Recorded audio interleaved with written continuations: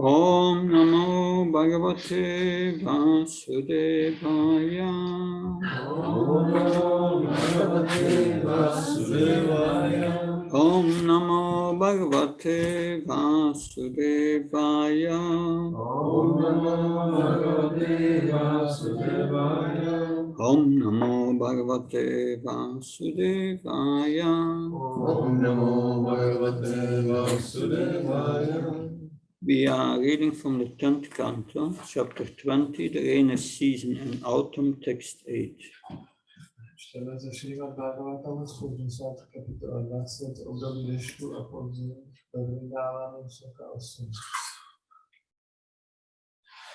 Nishamukesha Katyotas Nishamukesha Katyotas Tamasa Bhanti Nagaha Masasavanti Nagraha Yata Papena Pashanda Yatapena Pashanda Naiveda Kalo Yuge Naiveda Kalo Yuge Nishamukesha Katyotas Nishamukesha Katyotas Tamasa Bhanti Nagaha Namasavanti Nagraha Yata Papena Pashanda Yatapena Pashanda Naiveda Kalo Yuge Naiveda Kalo Yuge Nishamukesha Katyotas Nishamukesha Katyotas Tamasa Bhanti Nagaha Namasavanti Nagraha Yata Papena Pashanda Yatapena Pashanda Naiveda Kalo Yuge Naiveda Kalo Yuge Nishamukesha Katyotas Nishamukesha Katyotas Masabhamti Nagraha Tamasa Bhanti Nagaha Yatapapena Pashanda Yata Papena Pashanda Naiveda Kalo Yuge Naiveda Kalo Yuge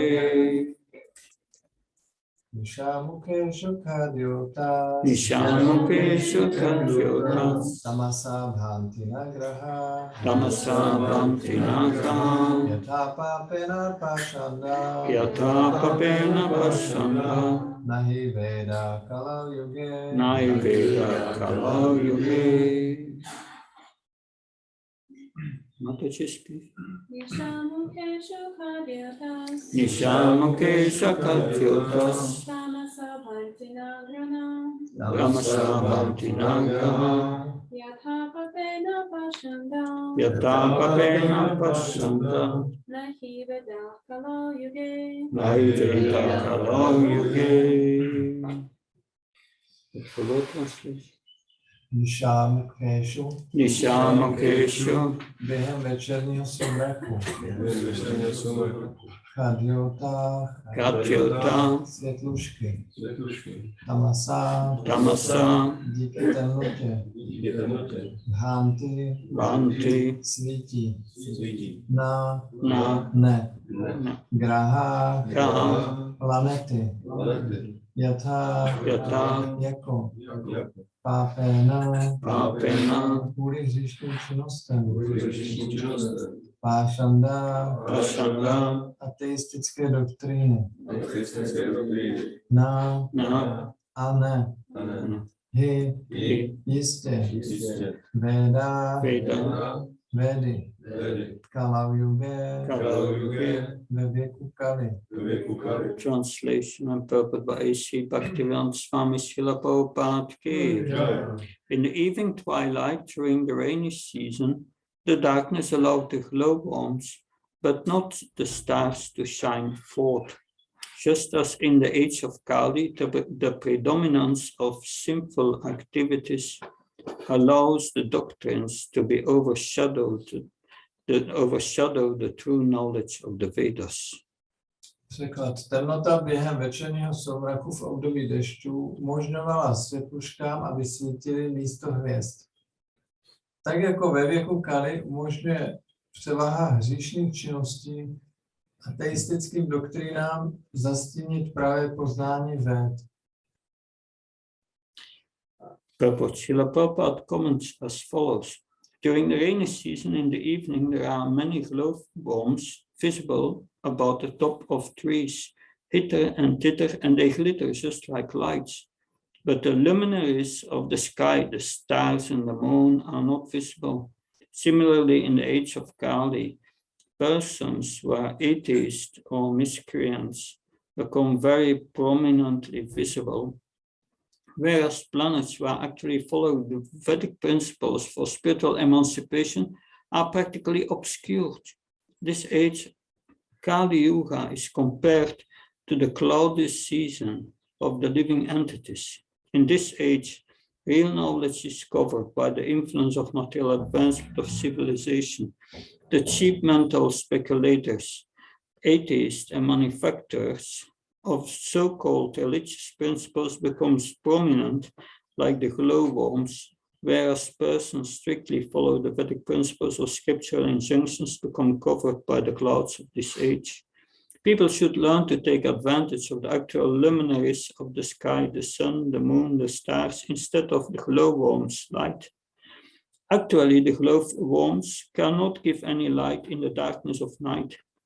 As clouds sometimes clear, even in the rainy season, and the moon, stars, and sun become visible, so even in this Kali Yuga, there are sometimes advantages.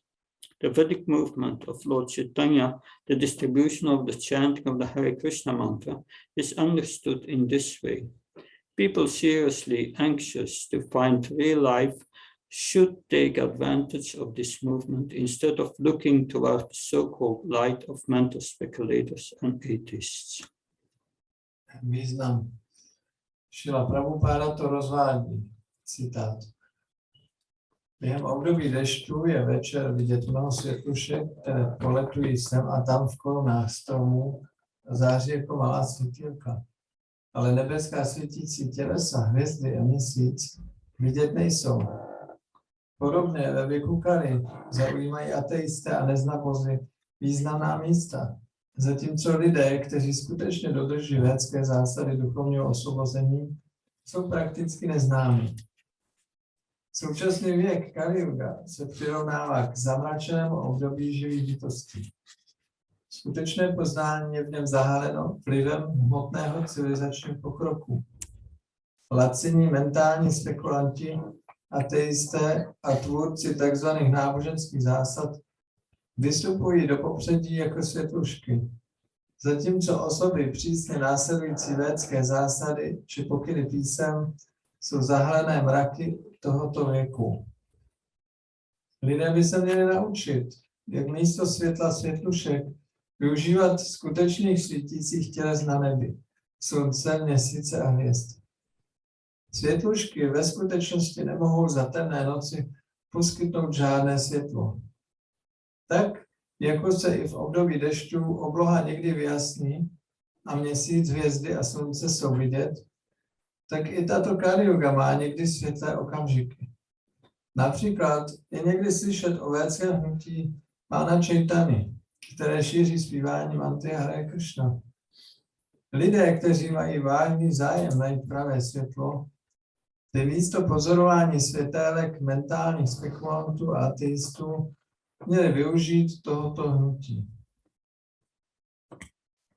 Omahyanati vandasya chinansanam shintana satsam viduniditam yena tasmai shri gurave namah. Chaitanya manobistam staptam yena bhutalisvam upkadam dadati svapadantikam. Vandeyam shiyo shiyuda padkamlam shiyam vaishnavam shah shilpam jagajatam sagana ragnatam vitam tam sajivam sadvaitam savadhutam parjana saitam Shri Krishna Chaitanya Devam Shri Radha Krishna Padam Sankalita Shivshakam Vitamsa Hey Krishna Karuna Sindhu Dina Bandhu Jatpate Kopesha Kopta Kanta Radha Kanta Namastu Tapta Kansana Gauraki Radhe Vrindavaneshwari Vrishabhanu Sivadevi Pranamama Hripriye Vancha Kalpta Visha Kripasan Vevasha Patnam Pavana Vyogvasha Vyonamo Jaya Shri Krishna Chaitanya Prabhu Nityananda Shri Advaita Gadadhar Shiva Sati Gaura Bhaktavin Hare Krishna Krishna Krishna Hare Hare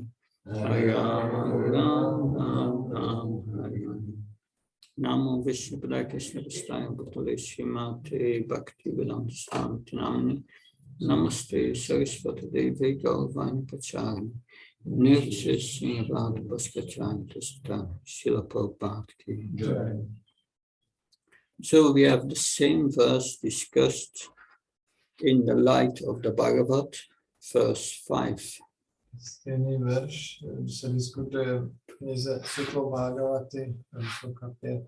Srila Prabhupada's translation is slightly different. Překlad Srila Prabhupády se tam trošku liší. So I will read the translation part by part.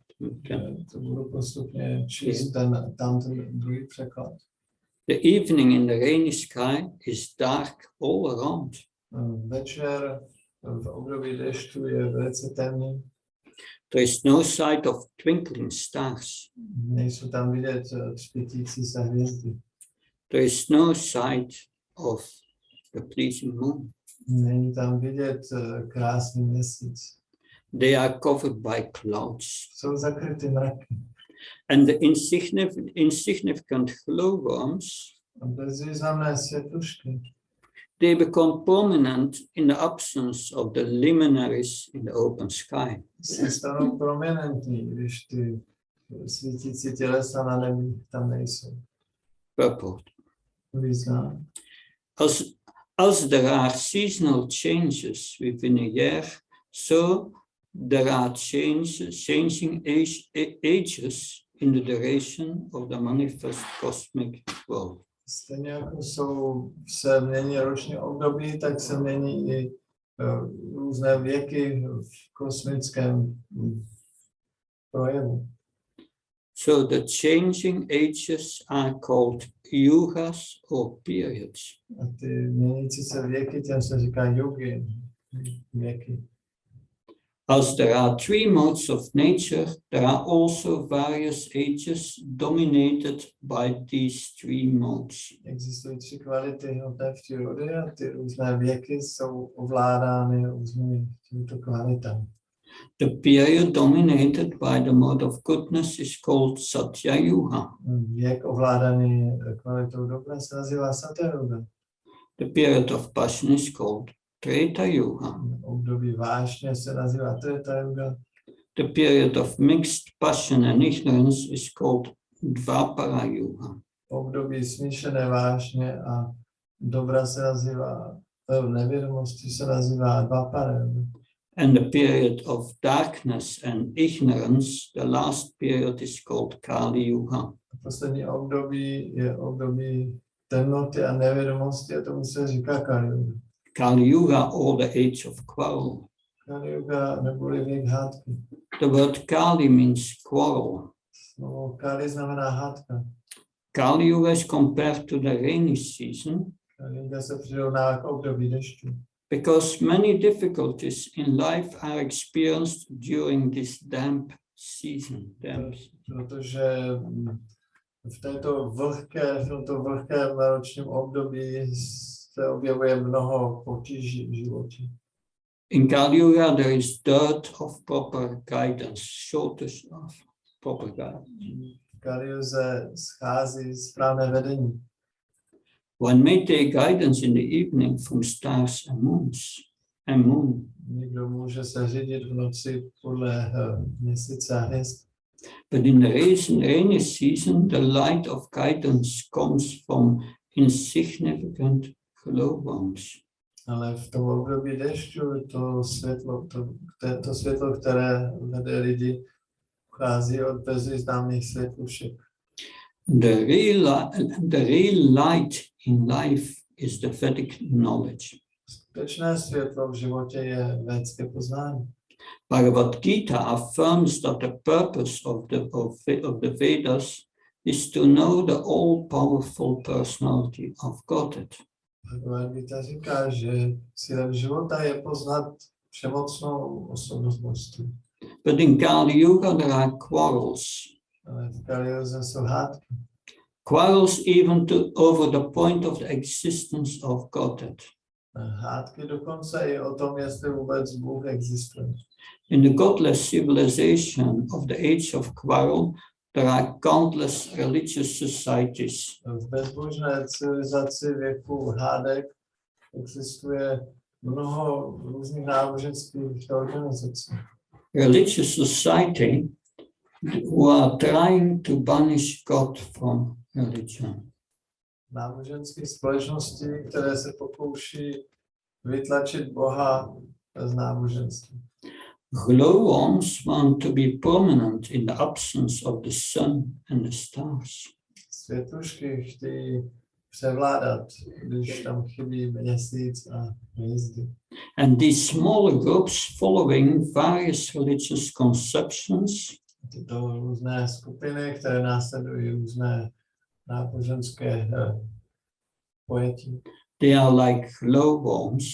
ty jsou jako ty světušky. Glowworms trying to be prominent before the eyes of the ignorant mass of people. Světušky, které se snaží předvádět,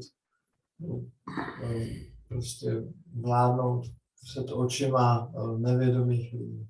There are now a number of self-made incarnations. Existuje velké množství různých takzvaných inkarnací, kdo se prohlásili za inkarnace. And the people follow these incarnations without authority from the Vedic literature. A lidé následují tyto inkarnace, které nemají autoritu z védské literatury.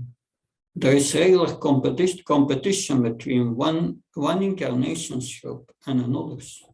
A existují taky ty různé skupiny, které uctívají ty inkarnace mezi sebou soupeři. The Vedic knowledge comes in a tradition from the spiritual master. Védské poznání přichází skrze tradici a duchovního mistra. Through the chain of disciplic succession. Skrze řetězec žákovské posloupnosti. And the knowledge must be acquired through this chain. A to poznání musíme získat skrze tuto posloupnost, Without deviation. která se neodchyluje. In the present age of quarrel, A v současném věku Kali, hádek, the chain has been broken here and there. ten řetězec je na různých místech přerušen. And thus the Veda is now interpreted A proto Védy jsou dneska interpretovány by unauthorized men who have no realization. neautorizovanými lidmi, kteří nemají žádnou autoritu, nejsou autorizováni. So the so-called followers of the Vedas deny the existence of God. Takzvaní následovníci Véd popírají existenci Boha. As in the darkness of a cloudy evening, the glowworms deny the existence of the moon and the stars. Stejně jako v tom temném večeru, kde nesvítí hvězdy a měsíc, tak ty světušky popírají jejich existenci. So saner people should not be waylaid by such unscrupulous men. Takže rozumnější lidé by se neměli nechat svést takovými lidmi. So Bhagavad Gita is a summary of all Vedic knowledge.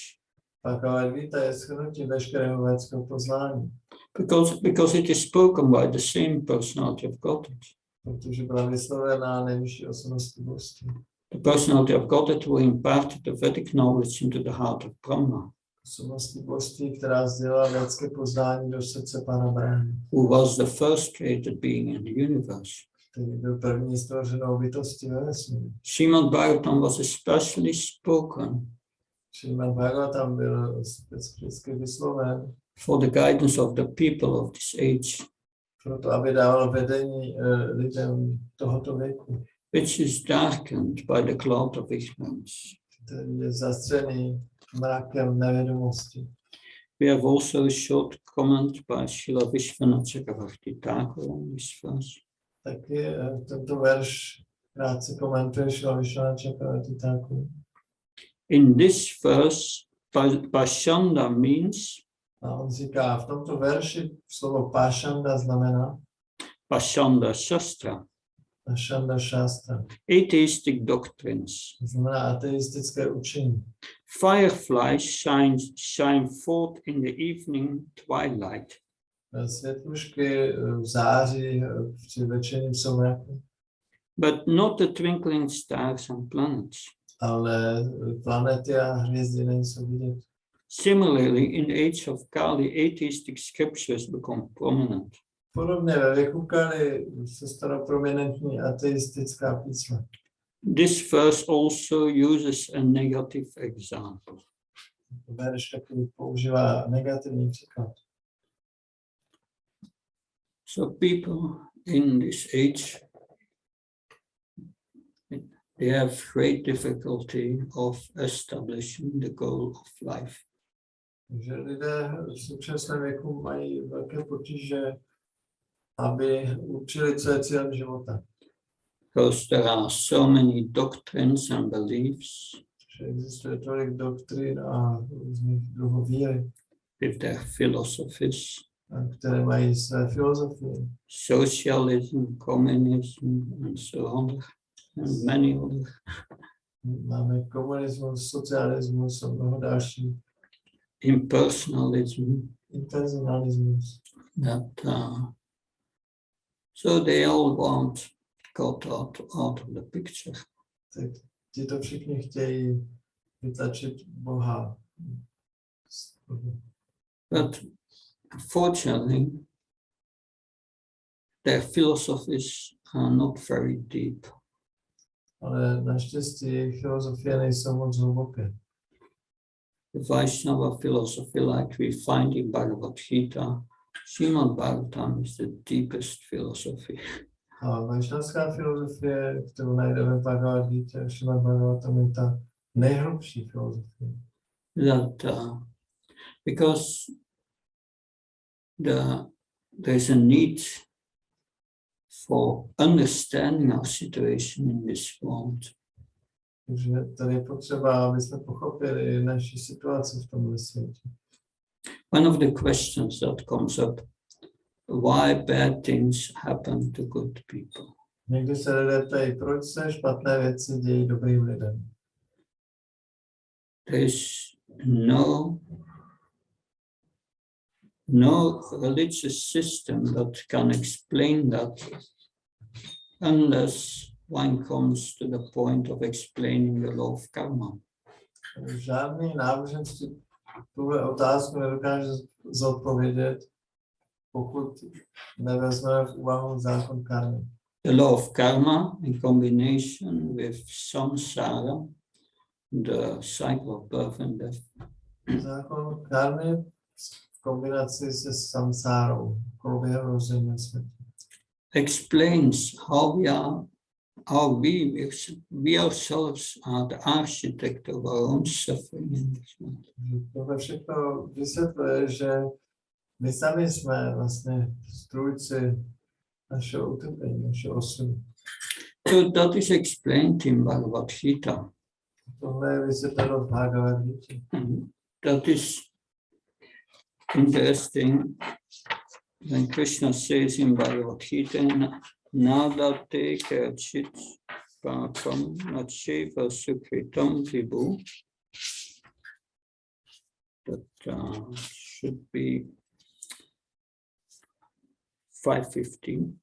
Ahyanena vitam hyanam tenamayanti yantava. Nor does the Supreme Lord assume anyone's sinful or pious activities. Embodied beings, however, are bewildered because of ignorance, which covers their real knowledge. Pan Krishna vysvětluje v Bhagavad Gita 5.15. Ani nejvyšší pán si nepřisvojuje něčí hříšné či zbožné činy. Jenže vtělené bytosti jsou zmatené nevědomostí, která zastírá jejich pravé poznání. So it's by our sinful and pious activities that we take birth again and get happiness and suffer. Takže je to kvůli našim zbožným a hříšným činnostem, že se musíme znova narodit a trpět nebo si užívat. But there are so many so-called philosophies, but their purpose in life is yeah, not very clear. Existuje spousta různých filozofií, ale co se týče cíle života, tak tam to vůbec není jasné. The impersonalists, the Mayavadis, they claim that Brahman is the highest. Personalisté Mayavadi tvrdí, že nejvyšší je Brahman. We have two kinds of impersonalists, Jsou dva druhy impersonalistů. Mayavadis and Brahmavadis. Mayavádini a Brahmavádini. So the Mayavadis, they think that Brahman is everything there is. That's the absolute truth, Brahman. Mayavádini, oni si myslí, že Brahman je všechno, Brahman je absolutní pravda. And the goal is to merge with Brahman. The goal is to merge with Brahman and by in that way become God. A jejich cílem je splynout s tím Brahmanem a tím způsobem se stát Bohem. But in the Bhagavatam, such people are called Avisuddha Buddhaya. Ale Bhagavatam nazývá tyto lidi Avisuddha Buddha. That's the demigods praying to Lord Krishna in the Vaki's womb. Polobozy se modlili k Pánu Krishnovi v růmě Devaky. 10:32. 10:2:32. Yen yeri vandaksha vimuktamaninas prastabhava visuddha buddhaya. Aruya kachena prampanam patantyadnati viyushmanvaya. So there, this impersonalist, vimukta maninas, they think themselves liberated. Tyto impersonalisté si myslí, že jsou osvobozeni. Vimukta maninas. So they want to merge with Brahman, and they think themselves liberated. Oni chtějí splynout s Brahmanem a myslí si, že jsou osvobozeni.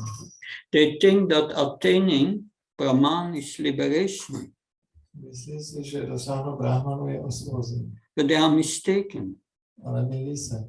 Vimukta maninas. Vimukta They maninas. think only like that. Oni si to pouze myslí. Vayastabhava avisuddha buddhaya. Avisuddha buddhaya means the intelligence is not really pure. Avisuddha Buddha znamená, že jejich inteligence není opravdu čistá. So what does it mean attaining Brahman? Co to znamená dosáhnout Brahmanu? Brahman is Krishna's energy. Brahman je Krishna energie. It's bodily effulgence. Jeho tělesná záře. Krishna says in Bhagavad Gita, Brahmanoi pratishtanam.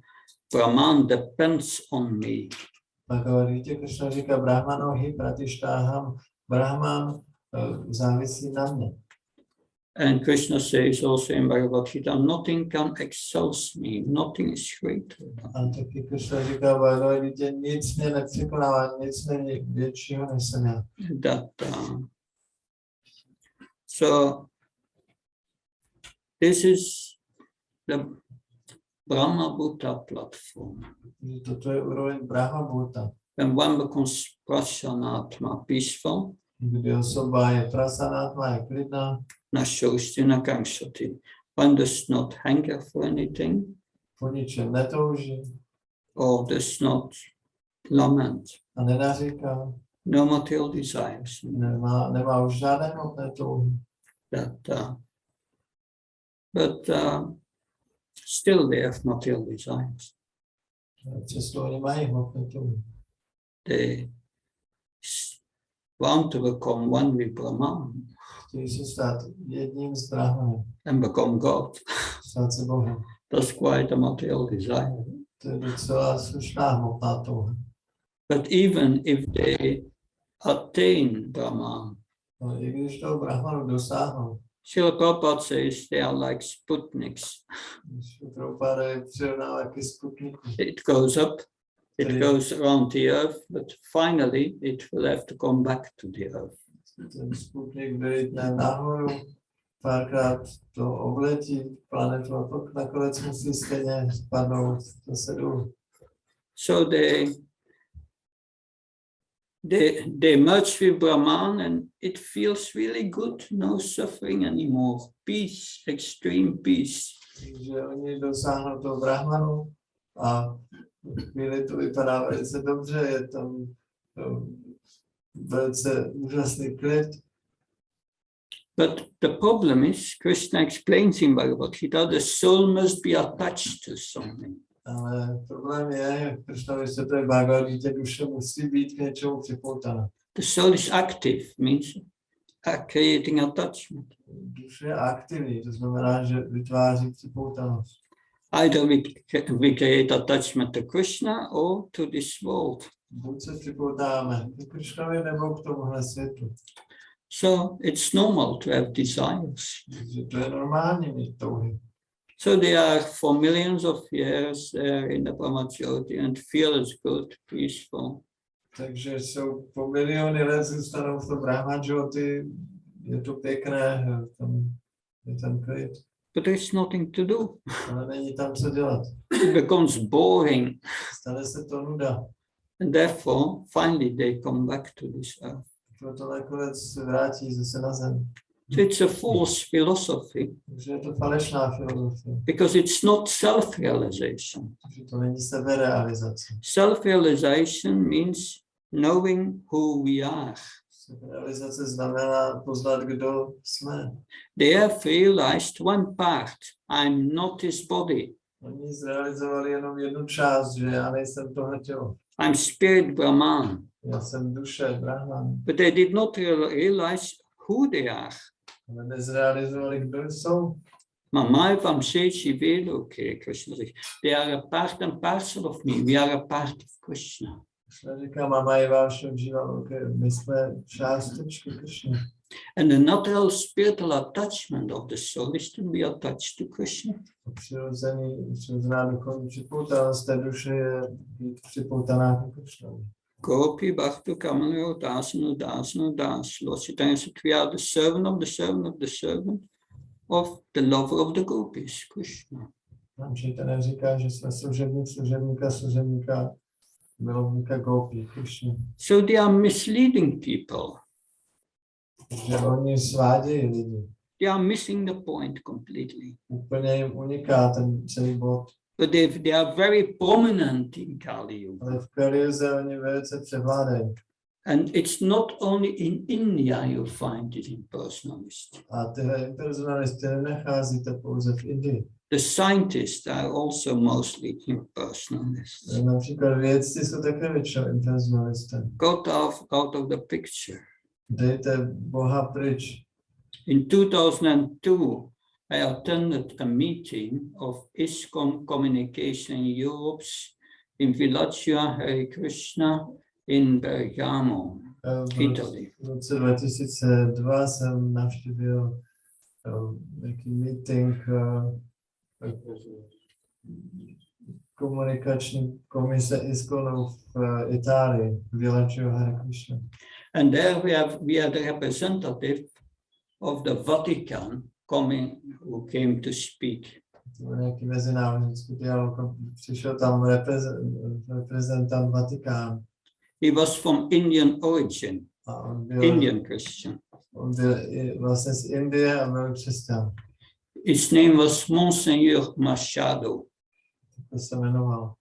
And he's now the bishop of the area of Mumbai. A teďka on je biskupem v oblasti Bombay. But at that moment, he was responsible for the communications with the interreligious communications with the Hindus. V té době měl na starosti mezináboženský dialog s hinduisty. And he had studied in America. On studoval v Americe. He made he wrote a PhD on the study of Bhagavad Gita and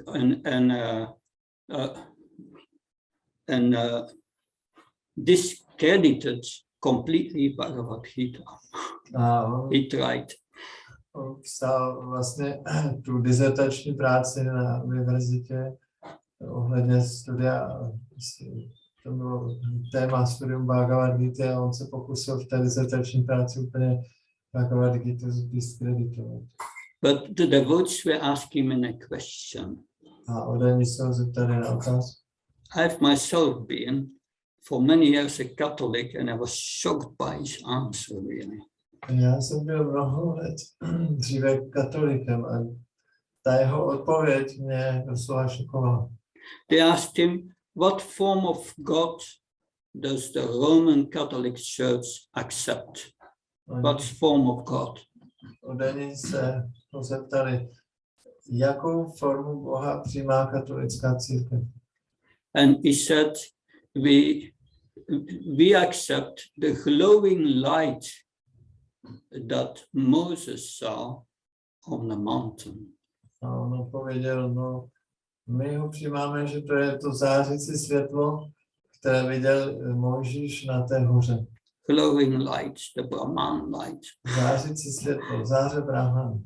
It's amazing To je ohromující. that it's even not from the New Testament, it's from the Old. Není z nového zákona, je to ze starého zákona. But anyway, we are not criticizing the Christians here. Tady nechceme kritizovat křesťany. And my point is to point out here how deep this is going on into society, this impersonalism. Bod, který chci jenom tady ilustrovat, je, jak hluboko jde tady ten impersonalismus, jak hluboko proniká do společnosti. It is a form of Mayavadism. Je to forma Mayavadismu. The Brahmavadis, they are different. A ty Brahmavády, ty jsou jiný. The Brahmavadis, they accept that Krishna is spiritual, no problem. Brahmavády přijímají, že Krishna je duchovní, není problém. But they are confused about what is supreme. Ale jsou zmateni ohledně toho, co je nejvyšší. And they make the mistake that Brahman is supreme. A oni se pletou v tom, že si myslí, že Brahman je nejvyšší. So many rampant philosophies. Takže tolik filozofií tady existuje. Most of the yogis, they are after mystic power. They don't know that the purpose of yogis, as described in the Vedas, is to come in contact with the supersoul. Většina jogínů se zajímá pouze o mystické síly a nevědí, že cíl jogy popsaný ve Vedách je přijít do styku s nadduší. So in Kali Yuga, everyone is completely bewildered. Takže v Kali Yuze všichni jsou naprosto zmatení. If you ask people, probably in the center of Prague, what's your goal of life? Když se zeptáte někoho na ulici v Praze, jaký je cíl vašeho života? Many will say YOLO. That means you live only once. A mnoho lidí řekne, no, žiješ jenom jednou. Enjoy life. Užívej si života. This is a formula for disaster, for having a disastrous life. To je recept na to, jak mít strašný život. But then, Katastrofální život. this is also a warning for us. Ale tohle je taky varování pro nás. We have to be sincere. My musíme být upřímní. To develop sincerity, we must know the prayojan, the goal very clearly.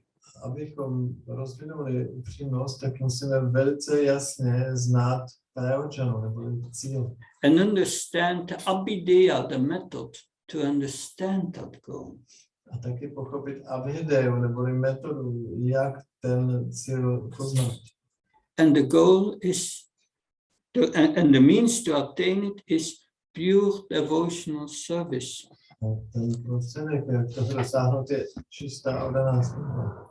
So we must learn first what is pure devotional service. Takže nejdřív se musíme dozvědět, co je čistá oddaná služba. As long as our intention in life is mixed with trying to get pleasure in this world, a nice situation in this world, and become happy in this world. Dokud budeme mít ten náš cíl smíchaný s tím, že chceme pořád být šťastní a užívat si v tomhle světě, Then our sincerity is not 100% in terms of trying to attain pure devotional service. naše upřímnost nebude 100% v tom, že se snažíme dosáhnout Of course, čisté oddané služby. Akama Savakam Mukshakam Yudhiyate Tivena Bhaktiyoga Chaiti Pushamparam. Whether you are full of material desires or have no material desires or desire liberation with great force, perform Bhakti Yoga.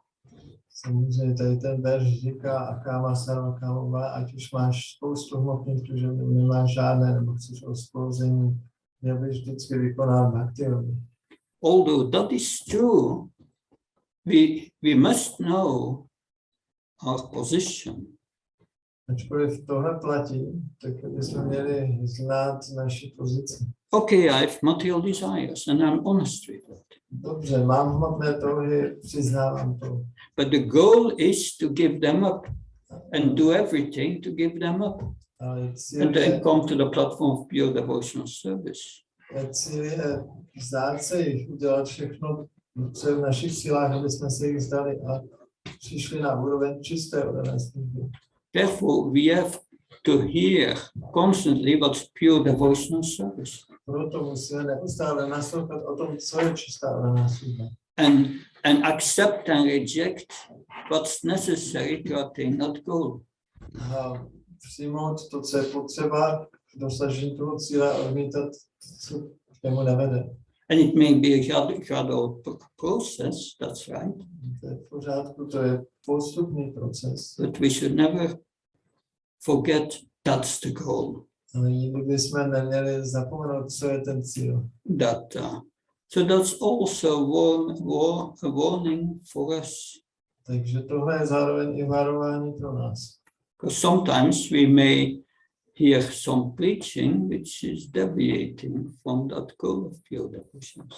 Protože někdy můžeme slyšet nějaké kázání, které se odklání od toho cíle čisté oddané služby. And we may think it's all right. A můžeme si začít myslet, že je to v pořádku. But it's not all right. Ale není to v pořádku.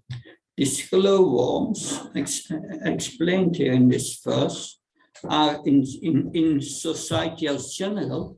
Tyto světošky, o kterých mluví ten verš, ty jsou všeobecně ve společnosti. But may also cape into our movement. Ale můžou taky vlézt do našeho hnutí. You have to be very careful. Musíme si dát taky pozor. So thank you very much. That's what I could say on this verse. Děkuji vám moc krát, to jsem chtěl říct o tomhle verši.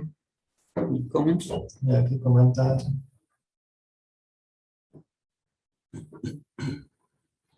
Good. Thank you very much. Chandra Shimad Bhagavatam ki. Yeah, there's a question.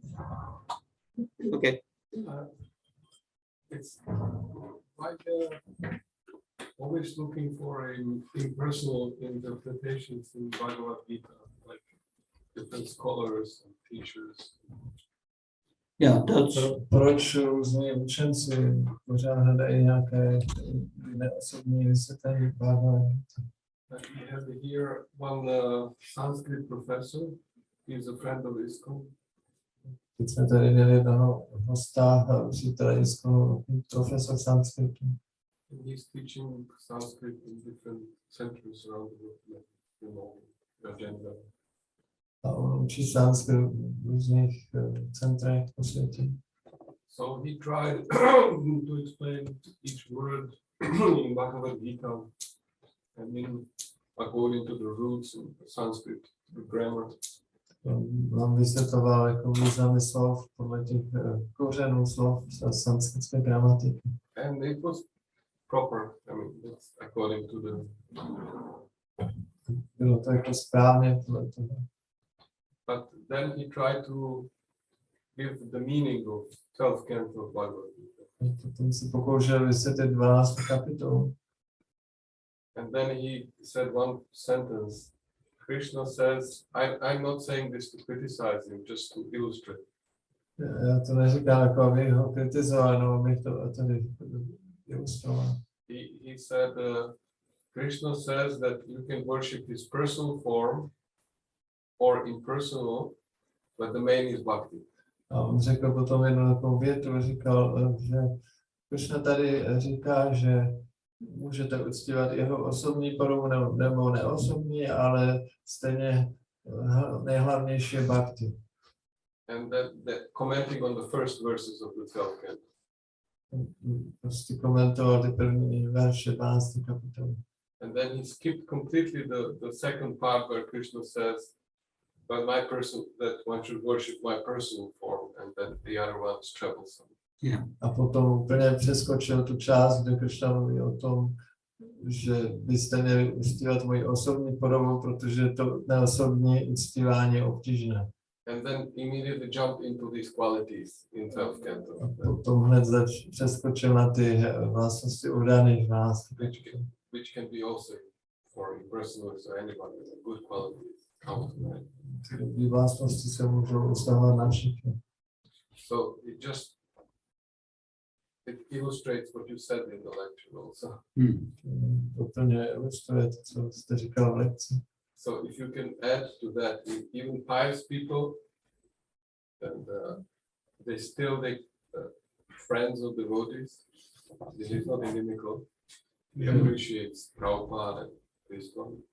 Oni jsou zbožní lidé, přátelé Iskonu, cení Prabhupádu, Iskonu. But still they cannot grasp the real meaning without studying from the Acharya. Přesto nemůžou pochopit skutečně význam, když nestudují Acharya. Say something. Můžete o tom něco říct? Like the meanings in the Bhagavad Gita, there are different meanings. Ty Bhagavad Gita jsou různé významy. Because the Sanskrit allows different meanings. Protože ten sanskrit dovoluje to vykládat různě. But these meanings, they are real meanings. They are not wrong. Ale ty významy jsou skutečné významy. Krishna wants to inspire also impersonalists to make progress. Krishna chce inspirovat dokonce i personalisty, aby dělali pokrok.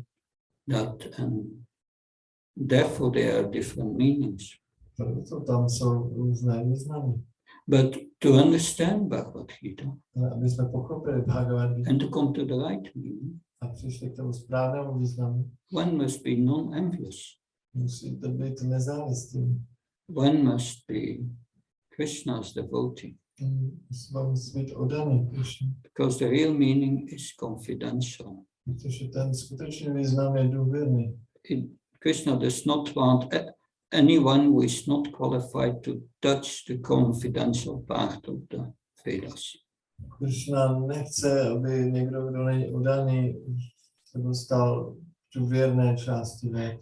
To get that confidential knowledge, one must get that from his pure devotees.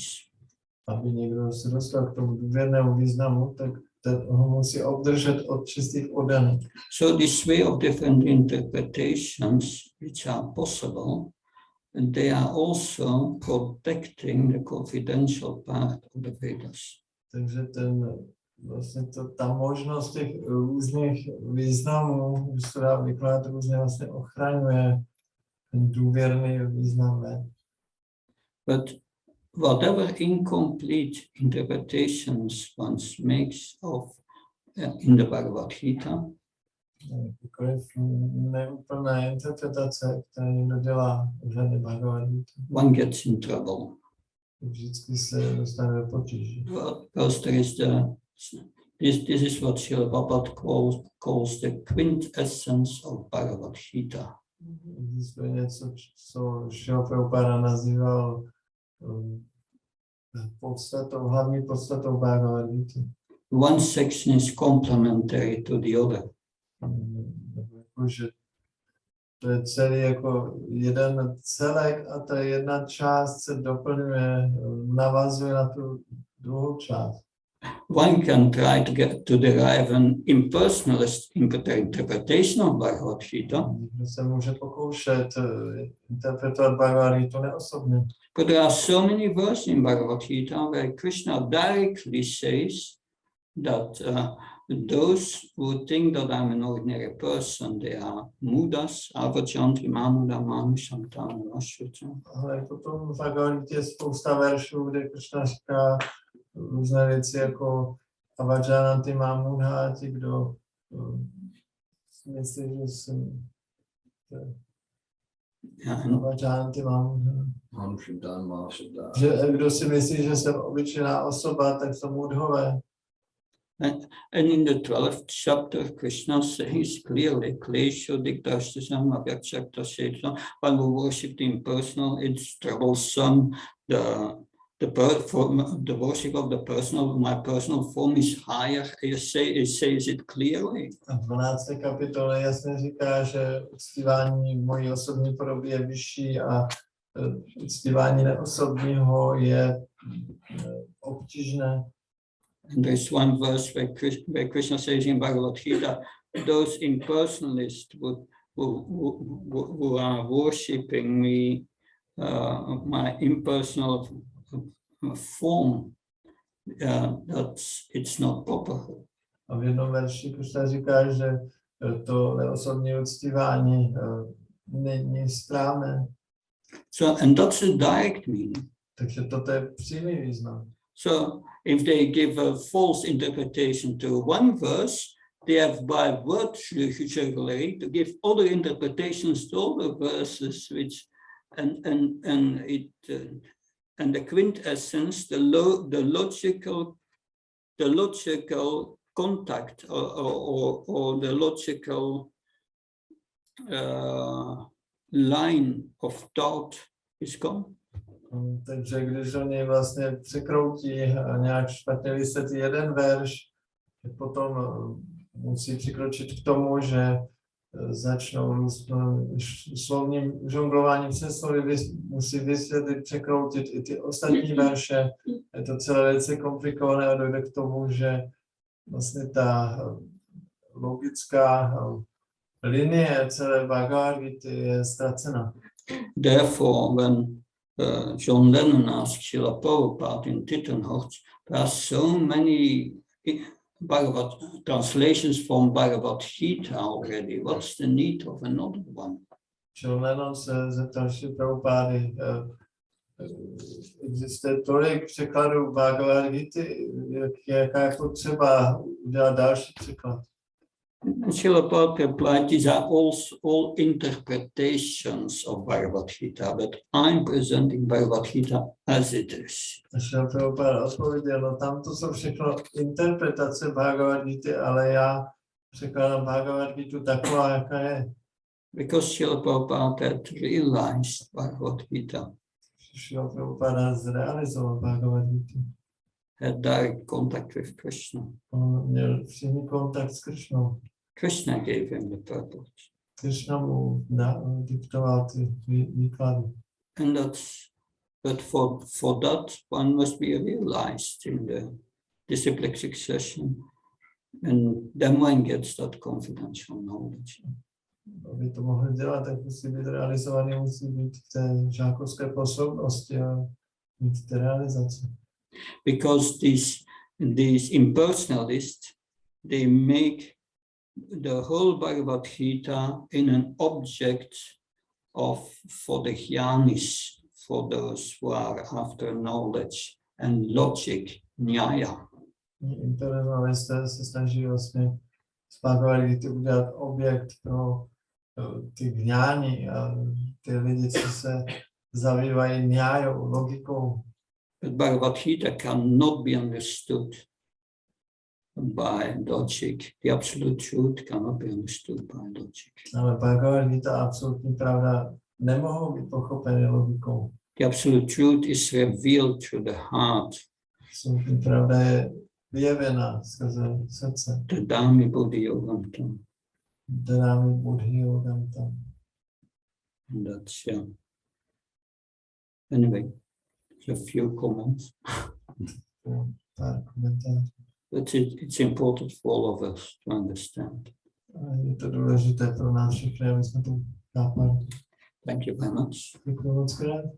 Shankara Srimad Bhagavatam ki, Srila Prabhupada ki. Jai.